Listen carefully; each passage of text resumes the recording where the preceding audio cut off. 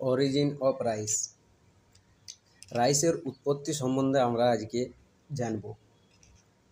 এর রাইসের উৎপত্তি সম্বন্ধে অনেক বিজ্ঞানের অনেক মতামত আছে। তো যে মতামতগুলোর মধ্যে তাও যেগুলো একটু অ্যাকসেপ্টেড মতামত সেগুলো আমরা আলোচনা করব। আর তার সাথে সাথে যে শ্রেণীবিন্যাস আছে ধানের বা রাইসের যে শ্রেণীবিন্যাস সেটা নিয়েও আমরা আলোচনা করব।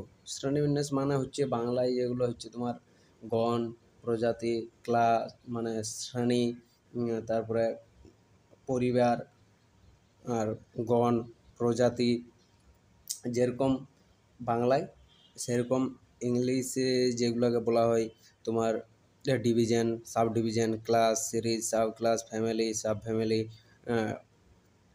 তারপরে জিনাস, স্পেসিস, এগুলা আলোচনা করি। এইগুলা শ্রেণীবিন্যাস, এই যে প্রাণী কিংবা উদ্ভিদের শ্রেণীবিন্যাস করার কারণটা কি?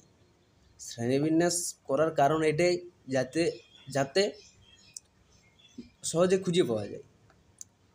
এক কথায় ধরো একটা, যেমন আমি এক্সাম্পল দিচ্ছি, একটা জায়গায় তুমি গরু, ছাগল, মুরগি, ভেড়া, তারপরে সব কিছু যদি মিক্স করে রাখো, খাবার দিতে অসুবিধা, একজন খাবার পাবে তো একজন পাবে নাই, তারপরে মারামারি করবে, করবে, তুমি খুঁজে পাতেও অনেক মুশকিল হবে।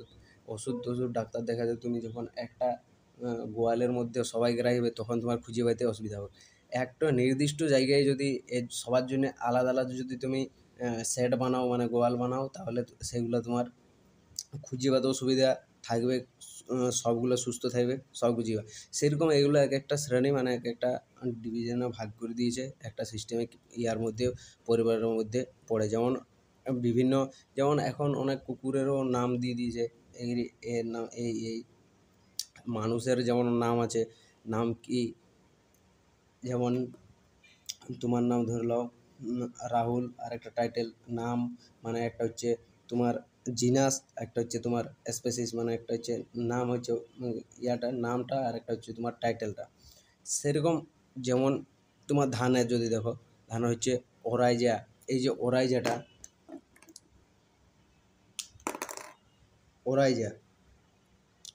এটা কি হচ্ছে, এটা তোমার জিনিয়াস,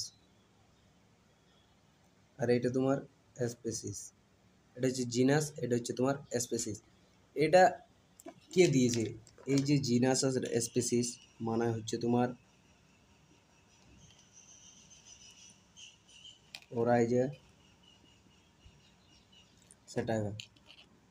স্যাটাইভা, এটা হচ্ছে তোমার জিনাস স্পেসিস। কখনো কখনো দেখবে এরকম এল কিংবা কিছু কিছু লেখা থাকে। এলটার মানে কি? এলটা দেখলে তুমি ঘাবড়ে যাও না, কারণ এলটার মানে হচ্ছে ক্যারোলাস লিনিয়াস। এলটার মানে ক্যারোলাস লিনিয়াস যে বিজ্ঞানী ছিলেন, উনি এই দ্বিপদ নামকরণটা দিয়েছিলেন। দ্বিপদ নামকরণ, গণ আর প্রজাতি, জিনাস আর স্পেসিস নিয়ে একটা নামকরণ। এই নামকরণটার পেছনে আরেকটা কারণ হচ্ছে, তোমার ঘরে একটা ডাক নাম আছে, কিন্তু মার্কশিটে আবার একটা ভালো নাম আছে, যেটা তোমাকে সবাই চিনে, ডাক নামটাই তোমাকে সবাই চিনবে না। সেরকম আমরা যেমন এখানে গম বলি, সেটা উত্তরপ্রদেশে তোমার গেহু, তারপরে কেউ কেউ ইংলিশে উইট, কিন্তু সেটা পুরা বিশ্বে যদি তুমি বলো, তাহলে তোমাকে বলতে হবে ট্রিটিগাম এস্টিভাম। তাহলে সবাই বুঝতে পারবে যে এটা গম বলছে। সেই জন্যে এই সায়েন্টিফিক নামকরণটা দেওয়া হয়েছে, যাতে অল মানে পুরো বিশ্বে সেটা এক কথায় চেনা যায়। এর পজিশন আমরা দেখব যে সিস্টেমেটিকের পজিশনটা কি আছে। তার আগে এর পজিশনটা দেখি, তারপরে অরিজিনগুলো একটু পরে দেখি। পজিশনটা দেখি, এর পজিশন কি।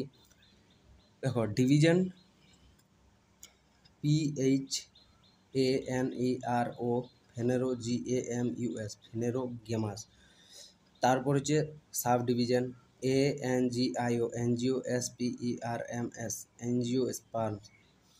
Class MONO, mono COTYLEDON, monocotyledon. আমি স্পেলিংটা করে করে পড়েছি, যদি তোমাদের মানে দেখতে অসুবিধা হচ্ছে, কোথাও তোমরা বুঝতে না পারছো, তার জন্যেই আমি স্পেলিং করে করে স্পেলিং বলে বলে আমি পড়ছি। মনোকটিলিডন প্রায় সব সিরিয়ালেরই মনোকটিলিডন। সিরিজ হচ্ছে GLUMA CEA glumaceae. Sub family GLUMI glumi FLORAE glumiflorae. Family POACEAE poaceae. Sub family POAIDEAE pooideae. Tribe হচ্ছে ORIZEAE ওরাইজা ওরাইজি। আর জিনাস হচ্ছে ওরাইজা ORYZA ওরাইজা। স্পেসিসটা না লেখার কারণ কি, স্পেসিস বিভিন্ন আলাদা আলাদা চেঞ্জ হয়, এটা চেঞ্জ হয়, তার জন্য আমি এখানে লিখিনি, স্পেসিসটা চেঞ্জ হবে বিভিন্ন জিনাস। এর অরিজিন প্লেস হচ্ছে সাউথ ইস্ট এশিয়া। এর অরিজিন প্লেস হচ্ছে south east Asia. Chromosome number 2n=24। আর একটা আমি মনে রাখার জন্য দেবো, ক্রোমোজোম নাম্বার হচ্ছে এর 2n=24। এর 24 ক্রোমোজোম নাম্বার। এর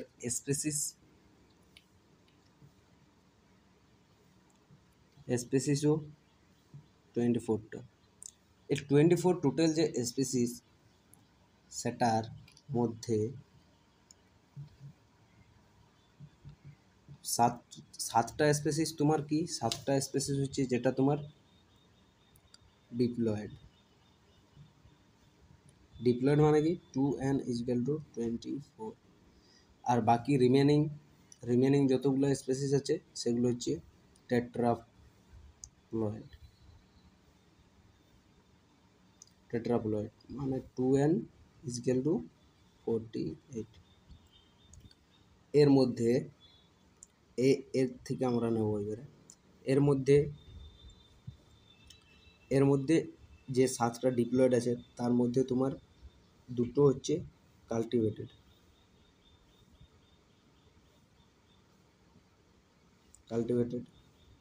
স্পেসিস। এবার আমরা কাল্টিভেটেড স্পেসিসগুলো নিয়ে আলোচনা করব।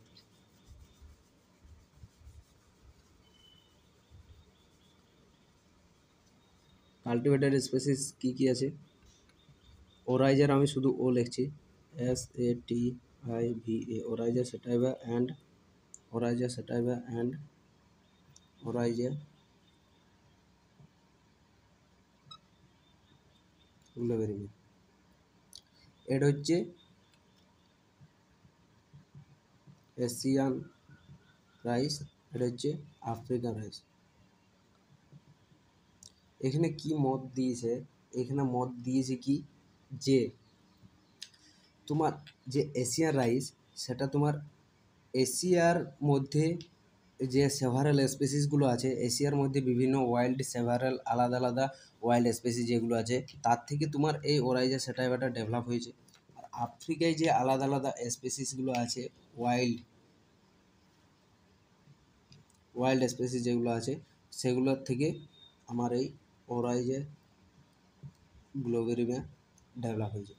কিন্তু আরেকটা ফাইলটিক যে আছে মতামত, সেটা হচ্ছে যে এটার মধ্যে এই দুটো যে কাল্টিভেটেড স্পেসিস আছে সেগুলোর থেকেই আমার যে ওরাইজা সেটাইভা সেটা মানে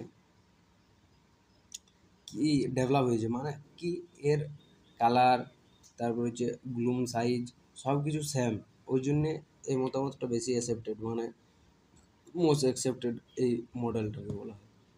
তোমার এইখানে আর একটা জিনিস আমি তোমাদেরকে বলতে চাই, যে ওরাইজা সেটাইভা আছে, ওরাইজা সেটাইভা আবার এটার হচ্ছে তিনটা সাব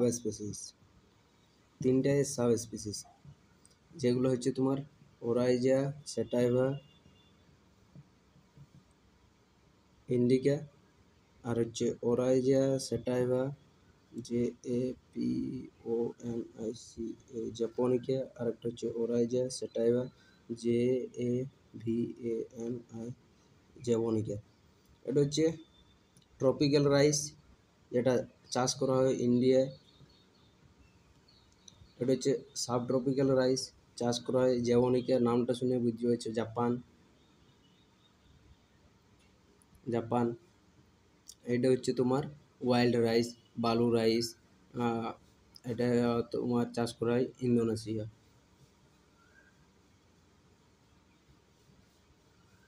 এটা চাষ করা হয় তোমার ইন্দোনেশিয়াতে। এইটা হচ্ছে তোমার ইন্ডিয়াতে চাষ করা হয়। এর আর কতগুলা তোমার ইয়ে হলো, এটা টল হয়, স্প্রেডিং টাইপ হয়, আর ওনলেস। মানে ওন মানে কি, যে গমে তোমরা দেখবে এরকম এরকম একটা একটা সুর থাকে না, সুর, সেটা কিছু কিছু ধানও এরকম এরকম সুর থাকে, সেই সুরগুলা এই ধানটায় থাকে না, কিন্তু এই ইয়াটাই অন থাকে। এইটাই হচ্ছে অন প্রেজেন্ট থাকে, জীবনিকাটাই অন প্রেজেন্ট থাকে, যেমন গমের মধ্যে সুর থাকে সেরকম সুর প্রেজেন্ট থাকে। তো আজকে এতটাই, পরে আবার আমরা গমের অরিজিন সম্বন্ধে আমরা আলোচনা করব, যে গম কিভাবে উৎপত্তি হয়েছে সেই নিয়ে আমরা আলোচনা করব পরের ভিডিওটাতে।